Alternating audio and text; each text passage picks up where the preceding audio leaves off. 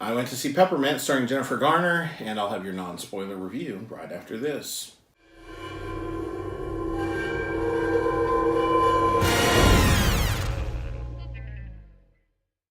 Hi folks, welcome back to Pop Pop Fizzle. I'm Jeff, and as I said right before the intro, I went to see the movie Peppermint, which is an action film starring Jennifer Garner.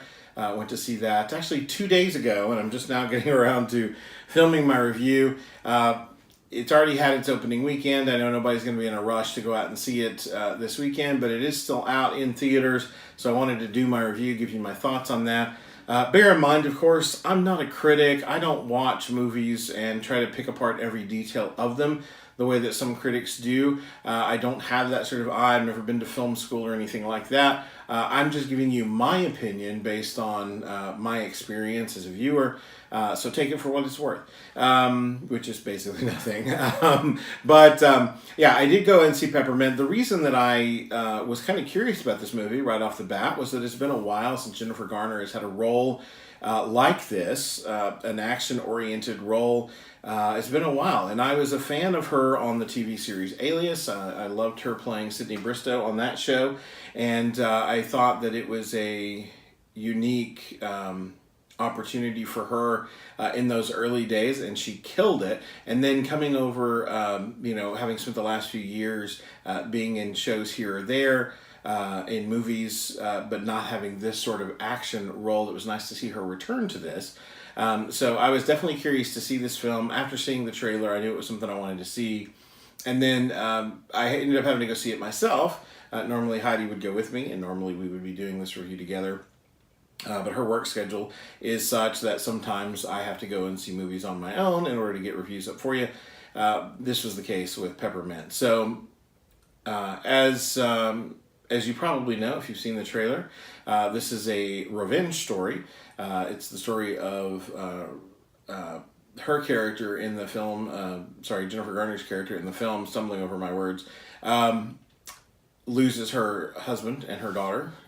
This is made clear in the trailer. And everything that she does from that point forward is to exact revenge upon the men who got away with killing her family. I thought this movie was really fun and watchable. It definitely was violent, but I thought it was a solid action film. There were a couple of things that I did take issue with or had a problem with. Namely the notion that there was very little explanation as to how she went from being a mom and someone who worked in a bank to how she ended up being this action hero that we got. Now, granted, 5 years had passed from one point to the next, but they didn't really fill in any of the gap of where did she go, how did she learn these things, who taught her these things. And even in something like, if you go back and think of Terminator 2, where Sarah Connor had made a jump from the first Terminator being kind of a mousy girl that didn't really, she wasn't particularly tough, to being the tough as nails Sarah Connor that we got in Terminator 2.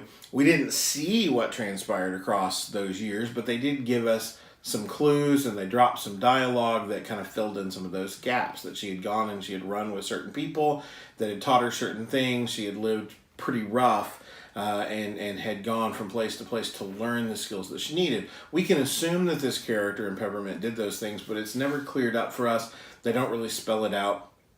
Other than that, though, that was really the only real problem that I had.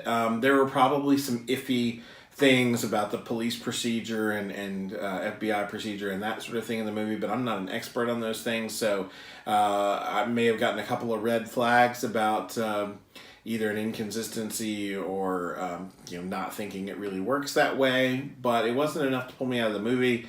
I enjoyed it for what it was, and I think that's kind of the key when you're watching a film like this, is to understanding what they're going for. They're not going for the French Connection. They're going for, action beats and showing a tough as nails woman dealing with the nonsense and the crime that basically took her family from her. And I think in that regard, this movie does its job fairly well. I did enjoy Jennifer Garner's performance as this character. One pet peeve that I will mention, and it's not really, I mean, I guess it's a mild spoiler, but it's not a plot thing. It's just about a scene that was used in the trailer that is not used in the movie itself, and that is there's really no reference in the film as to why this movie would be called Peppermint. Her daughter gets peppermint ice cream. But the line that's in the trailer about peppermint doesn't appear in the movie itself, and so there's no greater connection to the title.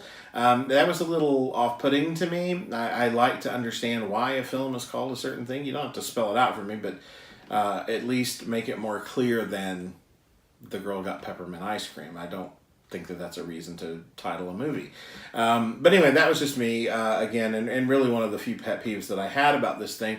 I thought it was a solid action film from beginning to end. Didn't have any problem with any of the firefights or the fighting. Thought all that was done pretty solidly. And again, with her background as Sydney Bristow in Alias, I think Jennifer Garner was perfectly capable of pulling this off. And she does admirably well. There was a wig situation at one point in the film that I felt like was pretty awkward. But I think I even noticed that in the trailer. It just didn't look real to me.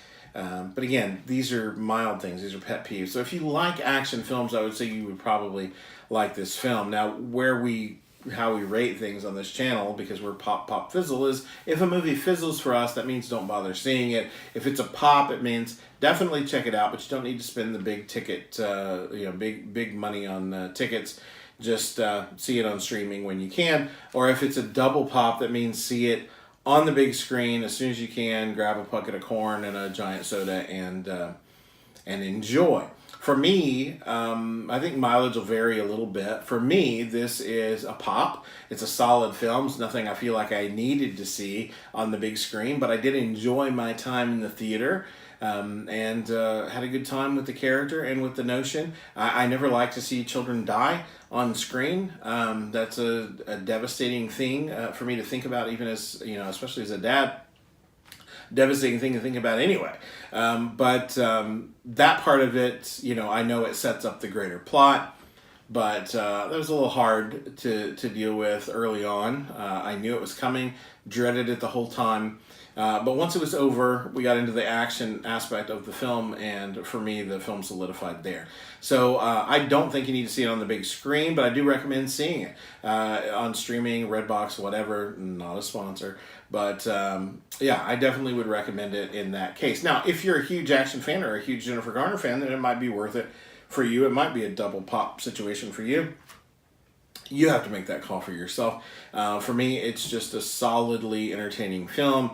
Don't need a sequel, don't need anything else, but good seeing Jennifer Garner back in a role like this. Anyway, that's it for me. If you like this video, be sure and hit the thumbs up. If you're not subscribed to the channel, please consider doing that. We love having you become a part of our family, and it helps us to continue doing what we're doing. If you're already subscribed, hit the bell icon so you can be notified the next time we drop one of these. And until the next time, folks.